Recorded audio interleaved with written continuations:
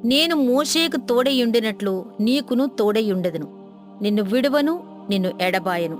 యెహోషువ 1వ అధ్యాయం 5-6 వచనములు. ఈ మాట యెహోషువతో ఎన్నోసార్లు చెప్పబడింది. నిన్నెన్నడూ విడువను, ఏమాత్రమూ ఎడబాయను అని ప్రభువు చెప్పెను అని క్రొత్త నిబంధనలో వ్రాయబడిన వాక్యానికి మూలం ఇదే. ప్రియులారా, మనం యుద్ధరంగంలో ఉన్నాం. అయితే సైన్యములకు అధిపతి అయిన యెహోవా మనతో ఉన్నాడు. చంచలత్వంతో ఉన్న వేలాది మంది ప్రజలను ముందుకు నడిపించే బాధ్యత ఒకవేళ మనకు అప్పగించబడినా మనం కంగారు పడనవసరం లేదు. మనకు కావలసిన జ్ఞానాన్ని, ముందు జాగ్రత్తను దేవుడే ఇస్తాడని ఆ వాగ్దానం ద్వారా మనం అర్థం చేసుకోవచ్చు. కుయుక్తిగల బలమైన శత్రువులతో మనం పోరాడవలసి వస్తే ఈ వాగ్దానంలో మనకు కావలసిన శక్తి, వీరత్వం, నైపుణ్యం, విజయం లభిస్తాయి.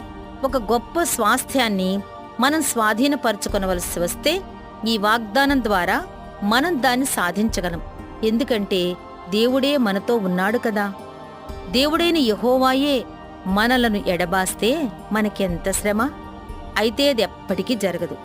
దేవుని నమ్మకత్వం అనే ఆశ్రయపురంలో ఆందోళన అనే గాలులు చల్లబడిపోతాయి. ఎట్టి పరిస్థితిలోనూ ప్రభువు మనలను విడిచిపెట్టేవాడు కాడు. ఏదేమైనప్పటికీ ఆయన మన పక్షంగానే ఉంటాడు. స్నేహితులు మనకు దూరం కావచ్చు, వారి సహాయం ఎంత? చిన్న చిన్న చినుకులంతే కదా. అయితే మన పరమతండ్రి నమ్మదగినవాడు. యేసు ఎప్పటికీ మారనివాడు. పరిశుద్ధాత్ముడు మనలోనే నివసిస్తున్నాడు. నా హృదయమా, ఈ దినం ప్రశాంతంగా ఉండి నిరీక్షించు. మేఘాలు దట్టంగా అల్లుకున్నా ప్రభువు వాటిని చెల్లాచెదురు చేసేస్తాడు. దేవుడు నన్ను ఎడబాయడు కాబట్టి నేను నా విశ్వాసాన్ని విడిచిపెట్టను. ఆయనను కూడా నేను విడిచిపెట్టేది లేదు. ఇదే నా నెమ్మదితో కూడిన విశ్రాంతి.